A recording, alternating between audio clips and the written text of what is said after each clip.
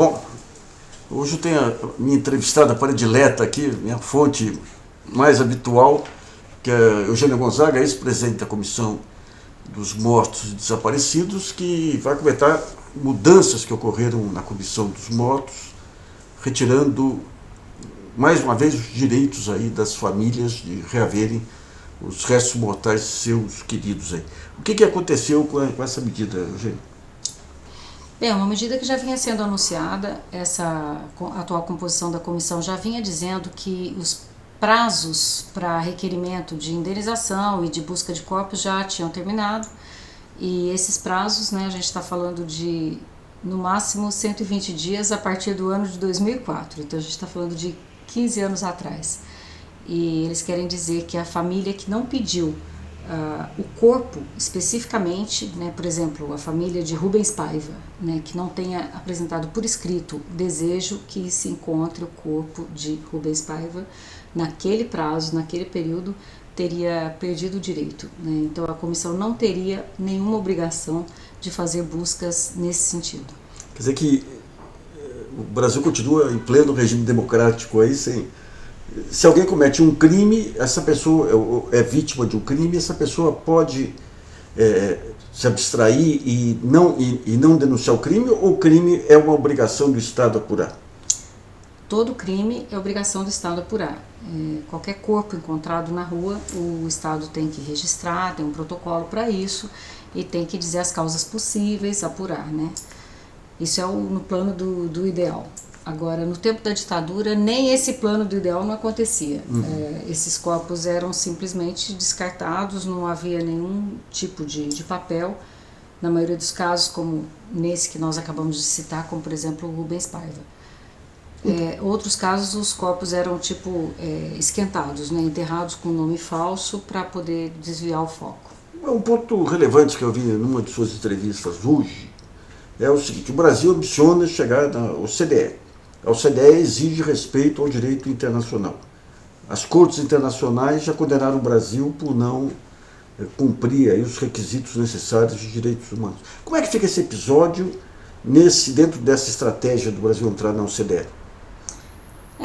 Toda essa sistematização, esse sistema internacional, ele remonta pelo menos ao início do século XX, né, 1910 e Primeira Grande Guerra Mundial, em que o Brasil já esteve entre as nações que se consideraram civilizadas e que se comprometeram com o respeito a princípios internacionais de direitos humanos e a se submeterem a julgamentos internacionais no caso de crimes internos restarem impunes.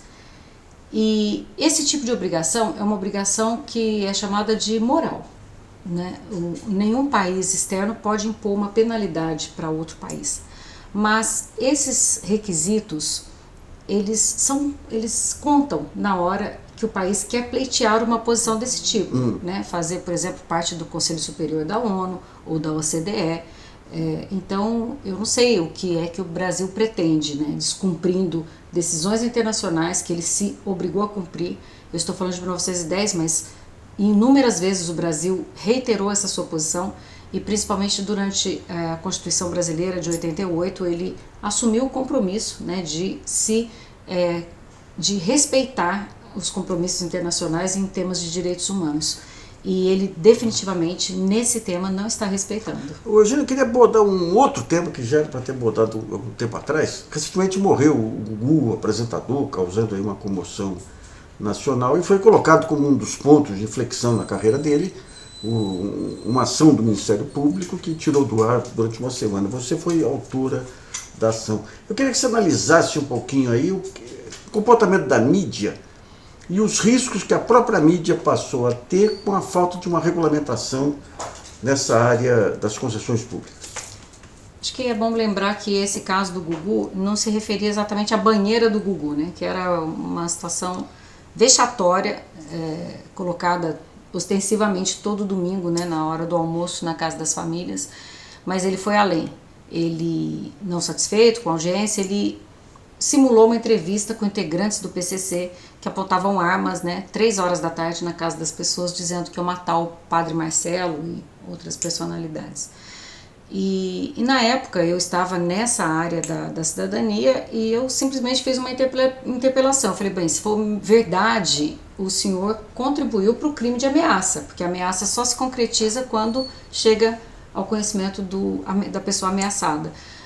Se for mentira, o senhor está ferindo qualquer princípio ético, né, de jornalismo. O que é que aconteceu efetivamente? E não houve resposta. Então houve uma liminar, aliás, a única resposta foi no sentido de que ele estava sem equipe e por isso aconteceu aquilo. Então pedimos uma liminar para que ele voltasse ao ar quando ele conseguisse constituir uma equipe. E essa atitude, acho que foi uma das primeiras, assim, que teve uma repercussão forte depois da Constituição de 88, foi inteiramente baseada nos princípios da Constituição e mesmo assim a mídia inteira caiu, né, matando até o Alberto Dines. Nem o Luiz Nassif me defendeu na época. Você não me procurou na época? Eu não percebi, eu estava em outras guerras de mídia.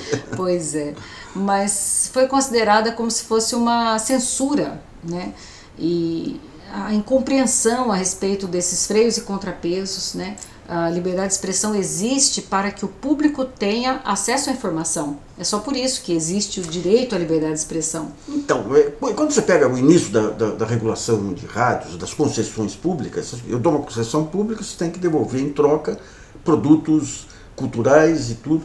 Você teve uma ação contra a Record naquele episódio de ataque às religiões afro também, e da mesma maneira houve ataques a você comparando a censura. Como que você interpreta essas tentativas de regulação da mídia? Bem, então, essa minha experiência desde, talvez, acho que os anos 2000, né, ela vem muito ao encontro dessa questão da justiça de transição. O Brasil não fez justiça de transição, o Brasil não tratou da questão dos desaparecidos políticos e hoje nós estamos vivendo uma situação em que querem recontar essa história e as famílias continuam sendo lesadas porque, na verdade, elas nunca foram reparadas efetivamente. E na questão da mídia, mesmo tentando aplicar esses princípios constitucionais, a reação era sempre muito violenta por parte de todos os veículos de mídia, como se fosse algo, uma perseguição contra eles, mas eles nos execravam, né? A juíza que deu a liminar, até hoje, você coloca o nome da juíza, existe, juíza errou. E hoje o que a gente está vendo é que essa falta de regulação mínima, por exemplo, hoje coloca a Rede Globo nas mãos do presidente da República que não tem nenhum critério para decidir se vai renovar ou não. É como se fosse assim, uma decisão déspota, né? Eu dou ou não dou. Não interessa se ela já tem décadas de concessão, se ela já prestou serviço público ou não. O que nós queríamos na época é que houvesse algum modo de regulação, mas no sentido de garantir o respeito aos princípios éticos da Constituição, mínimos. E era uma situação sempre muito difícil, porque sempre apareciam do nosso lado essas pessoas que hoje são conservadoras, que querem ir contra o direito de pessoas com orientação homossexual, beijo gay, né, como se chama, LGBT, e nós não queríamos isso, nós não queríamos uma regulação conservadora, nós queríamos algo mínimo, respeitoso àquilo que está na Constituição, mas nem isso foi possível e hoje o que a gente observa é exatamente o contrário, né? As emissoras estão à mercê desse juízo absurdamente conservador, como a gente viu aí nesse pronúncio aí do Alvim, né? Com tendências nazifascistas e por aí afora. Na época até a questão da indicação de idade foi visto como censura também. Não só na época, né? Hoje caiu. Hoje é uma opção das emissoras classificar a sua programação de acordo com a idade. Foi uma vitória assim, pífia aparentemente, mas foi um grande passo nos anos 2000 que se conseguisse que o Ministério da Justiça regulasse e indicasse a classificação indicativa dos programas na televisão livre, na televisão aberta. E isso foi uma luta, né, mas foi fixado, né? Quando o executivo quer, o executivo consegue. O executivo tem muita força, porque ele tem, né, toda a condição na mão, né, de anunciar ou não, e ele encampou esse tema e a classificação indicativa então pegou. Esse era o único recurso que havia para detectar coisas, como eu disse para você, a questão da banheira do Gugu, né, e outras ofensas, né, aos valores, né, da criança e do adolescente. Não conseguimos emplacar o princípio que consta do ECA, que no horário livre toda a programação deve ter algum conteúdo educativo. Nós trabalhamos por isso, mas não conseguimos. Não tivemos apoio nem do governo e muito menos dos órgãos de mídia. Isso tudo hoje caiu inclusive a obrigação de classificação indicativa. Hoje as emissoras fazem por, vamos dizer, um compromisso talvez ético, mas não tem nenhuma norma hoje garantindo, exigindo que elas façam esse tipo de regulação. A questão da publicidade infantil também estava dentro desse escopo? O tempo inteiro. Todo o tempo foi trabalhado, isso não só o Ministério Público Federal, mas a Fundação Abrinq, inúmeras ONGs atuavam, porque a publicidade infantil sempre foi uma coisa absolutamente predatória, né? E se aproveitando, né, da questão da criança, né? Peça para o seu pai, e isso nunca foi feito.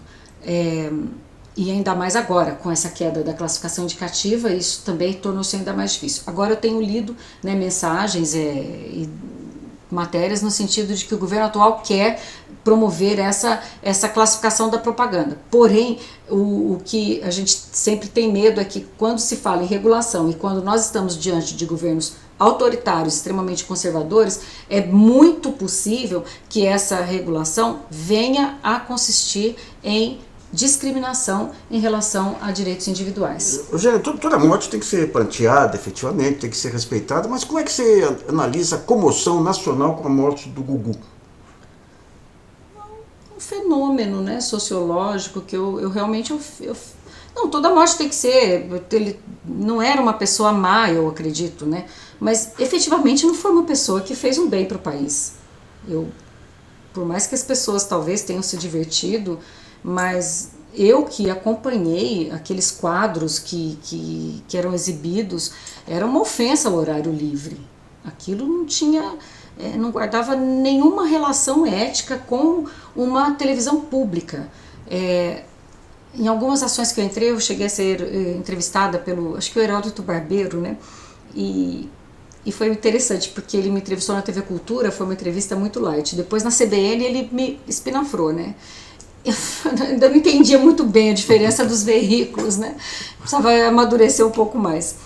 Mas eu lembro que eu virei para ele e falei assim, olha, existe uma diferença substancial quando você está falando numa concessão pública. Você tem princípios, você tem compromissos com essa concessão. Esse espaço não é seu. Quando você publica um livro, esse espaço é seu. É outra dimensão. Agora, quando você está numa concessão, é como se você estivesse falando em praça pública e mais ainda, em algo que lhe foi dado e que pode ser tirado. Você tem que responder por aquilo. E isso nunca foi aceito, né, por nenhuma emissora dessas grandes, e hoje a gente está vendo que elas estão sofrendo perseguições e censuras, não por conta de princípios éticos relativos, por exemplo, à propaganda infantil, à questão de liberdades públicas. Elas estão sofrendo perseguições por conta de conservadorismo, por questão ideológica, de inclinações conforme a cabeça dessas pessoas que hoje estão por aí. Mas como dizem os analistas, isso aí é uma mera extravagância, não tem risco nenhum aí para o Brasil, aí, essa caminhada para o fascismo. Eugênia, muito obrigado aqui por sua entrevista. Valeu. GG.